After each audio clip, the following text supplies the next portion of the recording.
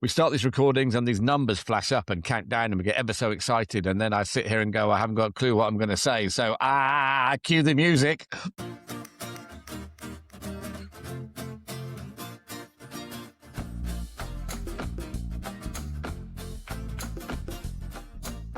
Here we go, Matt. So, Tinky Tonky Music's finally played itself away. What are we drinking today? We are drinking Faith. Gotta have by faith. Northern Monk. Please don't.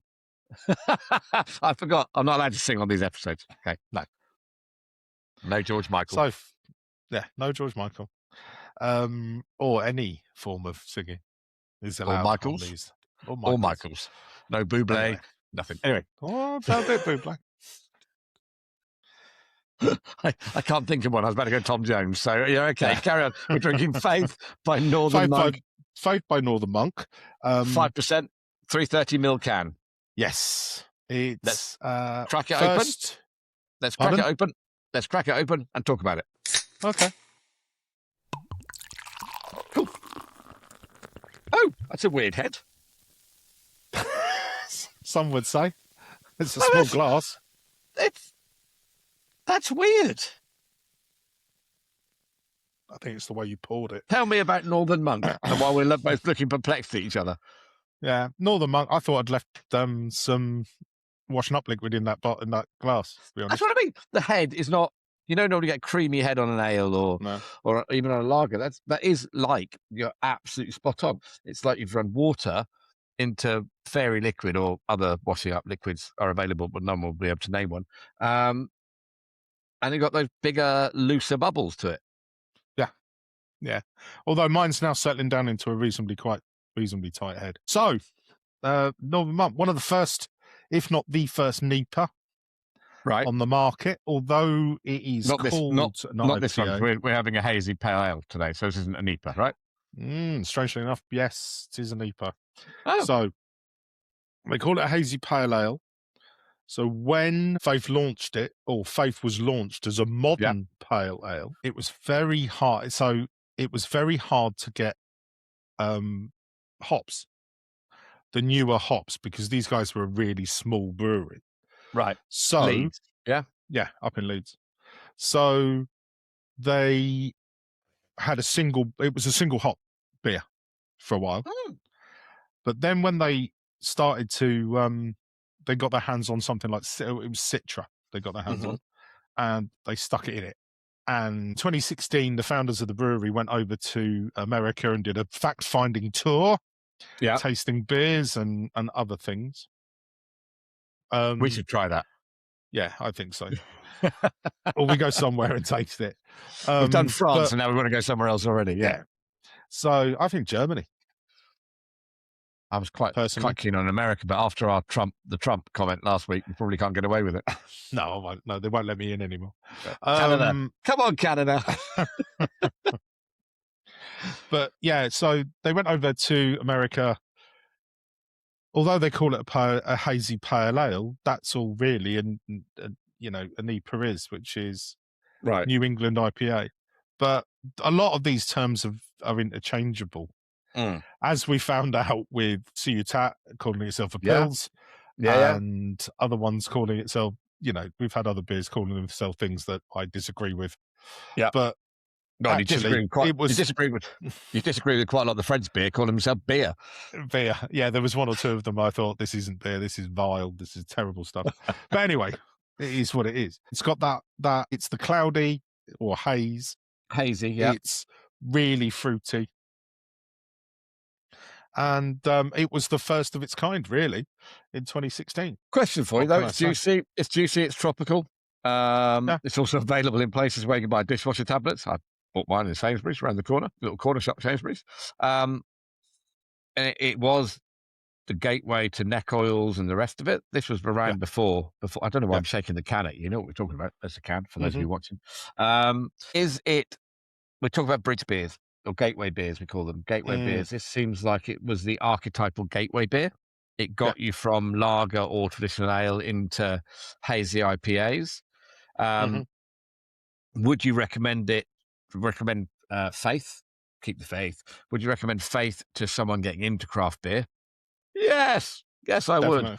Definitely. Would you recommend it for someone who queues online for an 11% double dry hopped experimental tiramisu chocolate? No, No. not really. Does that say more about them than the beer, though? Yeah, in my opinion, it does. But the beer is a fantastic beer. It always has been. Yeah. It's easy to drink. It's, the archetypal, as I said, NEIPA. It's the archetypal beer of its type. And that's, they've done, the brewery have done amazing things with it. They've gone on to do all kinds of, they've got their own bars now. They've got their own tap rooms. Yeah. All over Manchester. They've got them, and Leeds. Well, Leeds is where I'm from. So my understanding is the founders of Northern Monk, fresh from the north. They're not unsubtle in their shouting about where they came from. They met at the Leeds International Beer Festival in 2015, 2014, sometime around then, and launched themselves from a wet brewery with like $5,000. And they start build the brewery up from there. I don't know a lot more about them than that. Well, Brian Dickinson, he worked as a bar manager for a while in some of the best, all the best people have been bar managers, mate. I know, mate. But in some of the best, the bars that are renowned for craft beer and being good beers, holding good beer, because Dark Star in Suffolk, or in Sussex, sorry, and Gad's in Kent. But the thing about, it's all well and good being able to sell beer, but holding beer in a cellar and looking after beer and understanding the technicals of it is so different to just being able to pour a pint. And we talked about this. And if you can pour a pint, even better. But yeah. And we talked about this in an earlier episode where we had cask beers where if you walk past them and breathed in the wrong direction, they'd be off for a week. So to find people, and our craft brewing debacle of home brew, with one exception that was amazing, but we didn't write the recipe down. And we brewed it in an old pot. Really, wasn't it? In a saucepan. Because we were in a saucepan, but because we were so proud of it, we nicknamed the saucepan Peter. So Peter Pan did really, really well. It did. For one brew only. I've forgotten where I was going with this. I can see where other beers have come in the UK, or other brewers in the UK have looked at Northern Monk and gone, that's really good. That's a really good flavour. There's pineapple in there. Yeah. There's a citrus to it. It's not too... We keep talking in early ones about trees, bark. It takes pine. Pine was the word that kept coming up. Pine. I get a bit of pine from this, but it's not the tree licking variety. No, it's just that cleanliness in it. It's clean. It's safe. It's great for a lager drinker who hasn't tried one. All those people out there having Jubel peach at the moment. Yeah. It's your own fault. Stop it. There's loads of them. Grapefruit, mango, but I know. I've just done a carousel about fruit beers, and on Beer Tasting 123. On Beer Tasting 123, and they have their place. It's actually not me that drinks those. It's my wife, so she likes those, and so we did it as a collaboration. She did the tasting because I just couldn't bring myself to drink. But go back to this one. The smell, I get pineapple, I get tropical fruit, we said mbongo, we've said a variety of soft drinks, but you definitely get that. No, there's no mbongo in that. There's but you get the tropical fruits, which is great, but it's not gone the full-on bongo down that route, whereas one or two of them do. And compared to some of the other ones we had, you have it, you get real fruit start. Yeah. And I always think it's really weird when all you've done is get malt, you've got hops, and we're talking about, I can taste grapefruit, I can taste pineapple, I can taste this, I can taste that, maybe peach or whatever. None of that's gone anywhere near this glass. No. This is bizarre, but I get a soft fruit feel to start with, then I get a slight bitterness, but not too bitter, and then a really, really clean aftertaste. It sort of goes, I've done my job, I've given you a drink, I'm not going to linger in your mouth forever. No, exactly. And it also gives you that kind of wanting more, that little taste of wanting a little bit more. So pineapple, light citrus, stone fruit, slightly sweet, gently bitter, but nothing too bad. It's a very soft taste. And not too effervescent. That's the wrong word. Fizzy. No. That's the right word. No, we're not too fizzy. But effervescent is a perfectly good word, but yeah, it's kind of I just mad blonde, 1920s blonde, Barocca rather than in a beer. Whereas these are the hops are Columbus, Citra, and Mosaic. So that's what you're getting that through the kind of classic hops for this type of beer. And then it's just barley, wheat, and oats. And the oats are the bits that give it the haze. And we spent we've alluded to it, we've talked about it enough times about our epically failed homebrew. But what was really interesting was just the small changes in hop proportions and timings. Yeah. So we talked about dry hopping way back when. But even when you're doing the boil and you're putting hops in it, and maybe 60-minute boil, then a 50-minute boil, then a 10-minute boil, and some of them were like chucking them in with 1 minute to go. Yeah, if we remembered, it went in. By that point, that was 2 hours into brewing. How that process changes the overall taste of the beer actually still makes me go, pooh. Why did we think we could get this sorted out so quickly? Why we weren't when we were experimental? We actually created some good beers. When we started going, we've got a recipe. We created some god awful beers. Yeah, because we weren't following the recipe properly. So the way when I cook, and I love cooking. I cook every day, and I don't use a recipe. I read the recipe. I then extrapolate from that. I understand what I'm doing. And that's the approach I kind of had when we were talking about following a recipe to make beer. That doesn't work. Yeah. Brewing is more akin to baking than it is to cooking. Baking is a science. Cooking is an art. Yeah. Brewing is a science. It's not. It's not. It is down to that split second, everything being right, the temperature being bang on, everything coming together. And I don't think either of us are that person.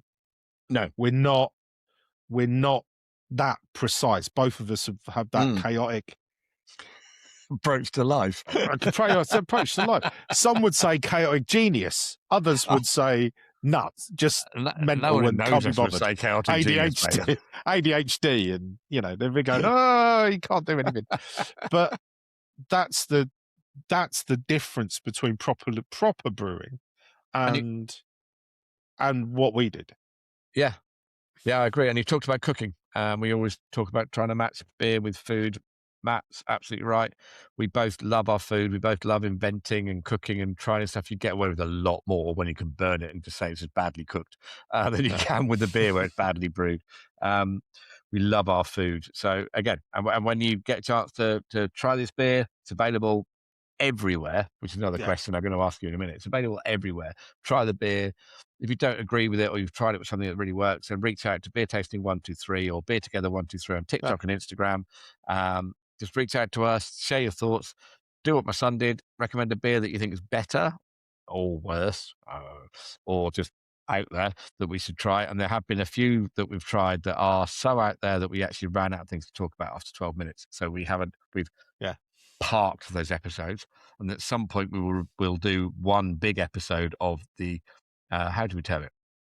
Shit beer. Oh, I can't say that. It's explicit. Crap. Oh, bollocks. Oh, shit. Oh, you twat. Right. Anyway, you're a twat. We've pressed the twat button again. Jesus. Of the not very nice beer that we've tried. Well, we do our best, but it's just us going, well, it's just a really bad lager. It just tastes like beer. What's it taste like? We'll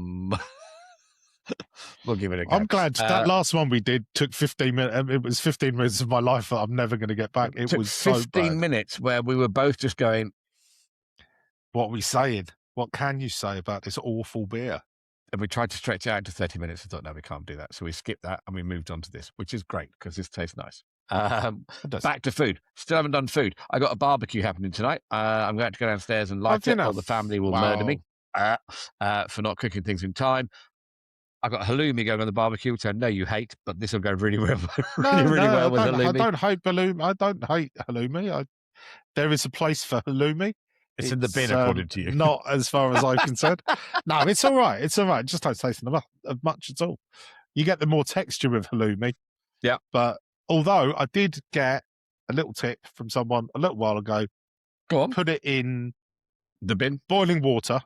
Right. For 5 minutes before you do, and it unleashes, it kind of untightens it. When you cook it on the barbecue, you get a lot better instead of that squeaky madness. Yeah. Really? Yeah. Give it a go. Okay. We'll let you know next time. Only a couple of bits. Cut it in half, honestly. Just put it in a little bit of water, a little bit of boiling water, just for a few minutes. Doesn't take long. Give it a go. I'll let you know next week on the podcast. Let you know how it goes. This with halloumi, this with buffalo chicken wings. Bitterness stops it getting claggy. Talk about claggy a lot recently. We always end up saying fish tacos. At some point, you and I will eat a fish taco and go, this doesn't go with any of that. No, I won't. Anything with ceviche. No, I'm just, I don't know. This, but it needs to be fresh and big, spice, and it has to be citrus. It's Thai food. Yeah. You know, something with that Malaysian food, something with this katsu curry. That's a big craze at the moment. Anything like that? Don't know about that. No. Have you had a katsu curry recently? I was inflicted, and if he's listening, and he does listen, I used to travel home from work late at night with a colleague I was working with at the time, and he would stop off on Liverpool Street Station and get a katsu curry, and we'd share a table on the way home at 10 o'clock at night, and he'd eat this katsu curry, and honestly, it's turned my stomach every time. And he knows, and he used to do it on purpose. So if you're listening, you know you are. I still know where you live. You can't hang on, 1 second, my friend. You can't threaten the only listeners we have every week with "I know where you live." Well, one was your son. The other one's, I'm not going to mention his name because but he's got a big TikTok following as well. But anyway, just one of those things. It's I'm not a fan. Katsu curry I find all a little bit too much, but I think something big and Thai and lots of Vietnamese food that would be all right with that. A lot of floral, lot of the kind of herbs that would work with that. I think. I was trying to think how this sort of fits into the it's now four, isn't it? Like Northern Monk, Beavertown Neck Oil, Camden Pale, Hazy Jane. This comes away from those. I think you need to. Those three are everyday drinkable beers. But this is everyday. Surely. This is it's available in every shop. But this is better. And I hate to say it, but it is a better, more well-constructed beer than any of those three. Okay, so this to me is a calm, reliable beer. I still have an issue with the head. A bit weird. It turns up on time. It's got a nice jacket. Doesn't shout about being a craft ale, saying, "Hey, I dry hop at this, I dry hop at that." Neck Oil is the estate agent. It's everywhere. It's polished but effective, but has lost its roots. Camden Pale, kind of a bit of a beige, and we like Camden Pale, by the way, but it's a bit of a beige Volvo. It's everywhere. Yeah. It's in the home candies everywhere. Hazy Jane is loud, opinionated, but actually there's got nothing to back it up. So I'm with you. This is just that, not steady Eddie. No, actually it is. It's a steady Eddie. But it still has its craft ale roots. That's what I mean. It's a steady Eddie. It's still got craft ale roots. It's still producing what it said it would produce. It's still doing what it says it would do. The tin is proudly northern, fresh from the north, serve as cold as the north is written on the can. It's proudly linked into its roots. It's from Leeds, but it's got the flipping Angel of the North from Gateshead on the front of it. It's unapologetically what it is, whereas I think the others have become so commercial. Yeah, anything you can buy in 12 cans for 15 quid in Sainsbury's or Tesco's is lost. I won't say it's lost their credibility, but they're not as. But that's it. You know, that's what they're there for. They're the only beers, crafty type beers that you can do that with. Yeah. So when someone's going into Tesco's for a party, right? Yeah. You're not going to go in and say, right, I'm going to have 4 of that can at £5 a pop, and 3 of that can at £2 a pop, or £9 a pop, or whatever it may be. You're going to buy a case of beer. Yeah. That used to be, in a lot of cases, would be anywhere between Carlin, Stella, Carlsberg in those big slabs of beer. Madry. Okay, Madry going forward. Stuff, nasty Madry. But and Chris I will Campo point and all out, of those. if Madry ever want to sponsor this podcast, we will delete all episodes where we slag them off. Well, they'd have to give us a lot of money. Someone's going to have to pay me to drink Madry. No, I have drunk it. It's still horrible. It's still horrible. But that's what I'm saying. So you've now got those beers, those three that are selling themselves in packs of 12 that people and can is that drink for a because week. they've now switched from being an independent? So we talked about Beavertown being from the Belvoir part of London, and it been, I forget, Robert Plant or whoever it was who told me. My memory isn't that good. They then sold the brewery. They then sold the plant brewery. It's now brewed by, I would say EB and Vev, but you'll probably say it's Molson Coors now. I said that. Whoever. It could be that or Heineken or any of the above, really. Camden Pale have expanded, and now we've got Northern Monk, which is still fiercely independent. So we're going through our craft beer check. Tick, independent, still run by the original guys. It has taken a lot of external investment, which is why it's now in all the supermarkets, as far as I'm aware. But it's still independent. I could not tell you about the 200,000 hectolitres that the Italians demand.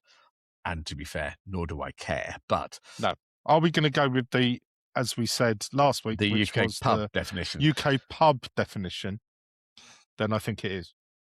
Yeah, it's, the fact that I'd understand why the Italians have done it, because once you get to a certain amount of amount you have to brew, you have to change your way of doing things. Right? Yeah. But does that stop you being a craft beer? Is it still craft if it's available where I can buy my dishwasher tablets? Everywhere I can buy my dishwasher tablets. That would be hard. That's a very harsh line to draw. If we said no, you can't. It can't be craft if it's in Sainsbury's or Tesco's or wherever. Then it can't do that. They can't, because breweries need that. They need the ability to sell, to stay alive. If they're all they're selling is to one old man and his dog, online, it's never going to work. The definition of craft is only important in the fact that we like to talk about these independent brewers that are going forward, and we talk about bottle shops. We haven't done for a little while, and I'm going to go hark back to an old few episodes where bottle shops are the ability for local craft brewers to get their products out to an audience that maybe wouldn't share it. So if there's a bottle shop in Colchester, there's a couple more in Essex around there where they're stocking beers that aren't available in Tesco's. They aren't available in Sainsbury's, Waitrose, Asda, Lidl, whatever. They're stocking beers straight from the brewers through a growing number of distributors around the UK that are just doing independent beers. Is it fair to then judge them? I keep holding the can to the camera, but is it fair to then judge them against Northern Monk with their external investment, and for them both to call themselves craft? Or should we do as we saw in France, where they call themselves artisanal craft, and then just beer, or as we like to call it, crap? Yeah, awful. I don't know. I think we should. I think we need to have that definition that a craft beer is still not ridiculously punting it out to everybody. Yeah. But I also feel that brewers need to be able to earn their money. At what point does craft in the UK suffer the same problem as homemade that pubs have? Because it's been cooked in a pub where someone lives, it's technically homemade. At what point does the beer become craft because someone evidenced some craft in making it? Yeah, okay. That's again another one of those questions that, is this homemade? Well, it's not homemade, is it? Because you're buying it made in someone's home. Home cooked. Yeah, I know, but it's they don't call it homemade, they call it home cooked. Yeah, home again, that's food. even more one of those kind of weird oxymorons. Play on words that kind of bamboozle people into thinking they're getting something that's different. That for me is where there's independent pubs, there's tap rooms, there's bottle shops, all start to come into their own, because you're going into them and you are genuine. You know, they're not going to sell you Canamadri. They're not going to sell you. You probably won't find this in most bottle shops. Not anymore. I remember I've seen it in the past, but not for a long while. Yeah. Because people are selling. So those bottle shops, that's the joy of those is going in to find something that you wouldn't get in Tesco's, you wouldn't get in Sainsbury's, and finding something different and new. And okay, Vault City and all of those are starting to get into the supermarkets. Yep. But not all of them. Only their headline ones. I know you look at Mad Squirrel Brewery.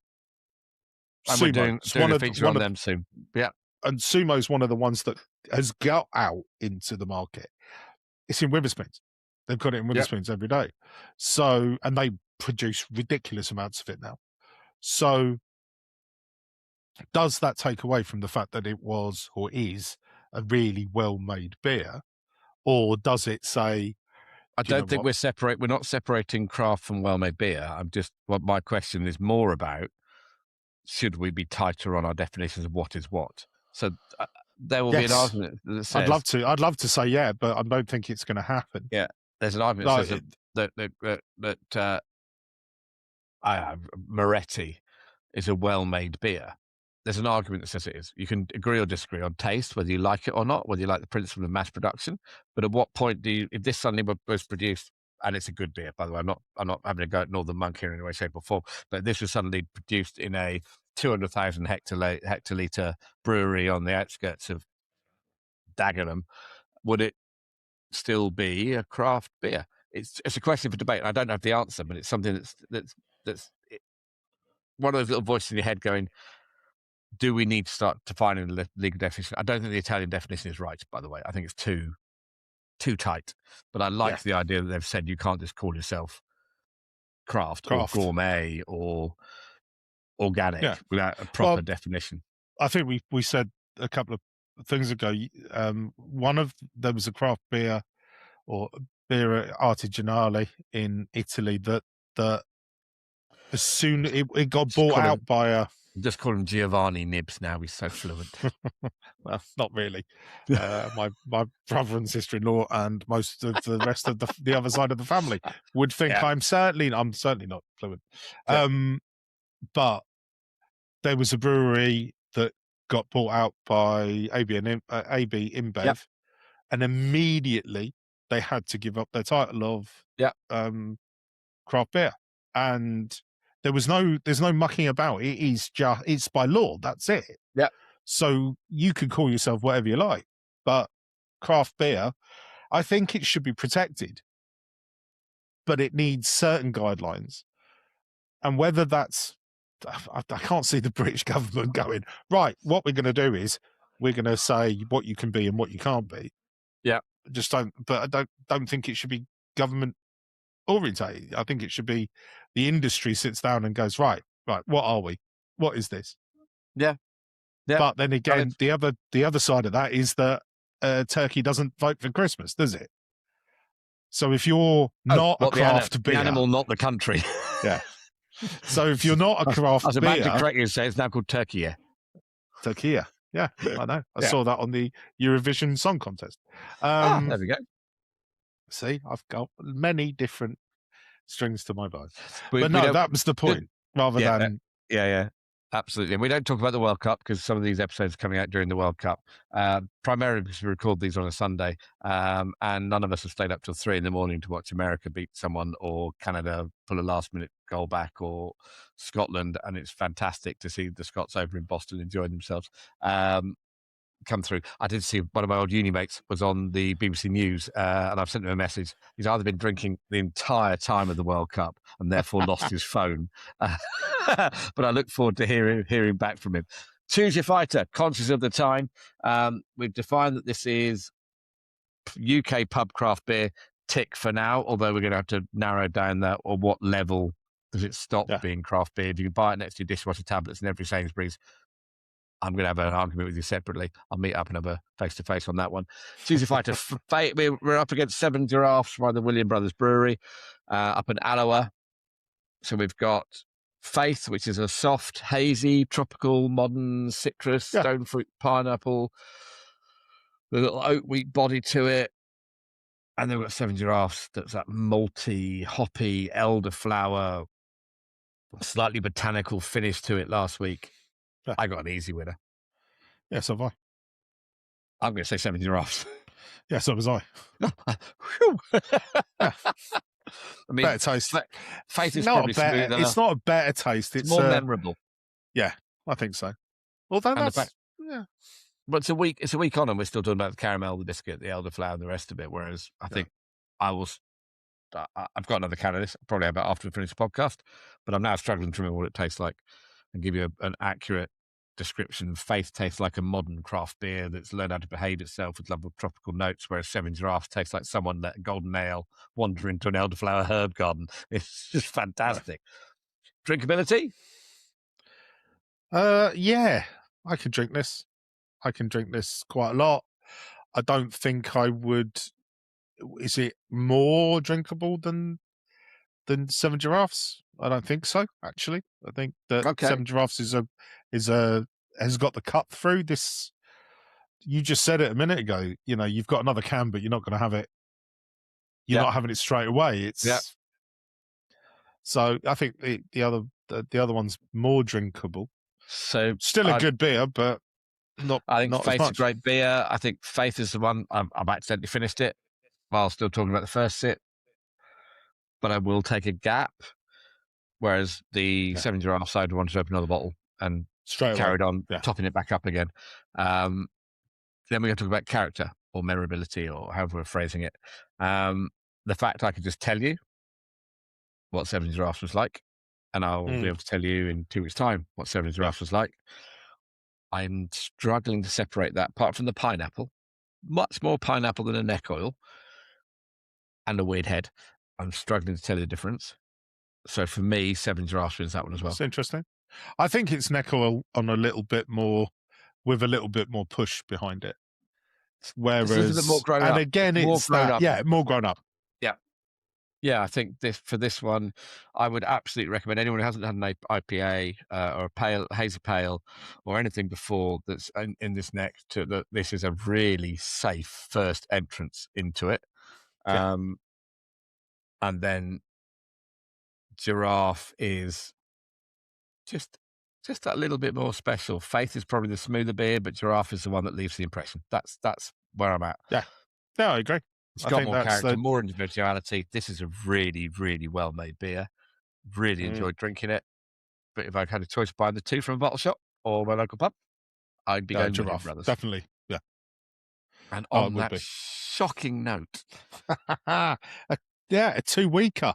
We've not had one of those for a little while. I've had those for a long time. Worryingly, it's always an IPA. But I'm fairly sure that you did your best to oust the sour as quickly as possible. I might have done. And on that bombshell, his name is Matt. And he is Elton. And we are Beer Together. Our podcast drops every Friday. We hope to see you really, really soon. Music!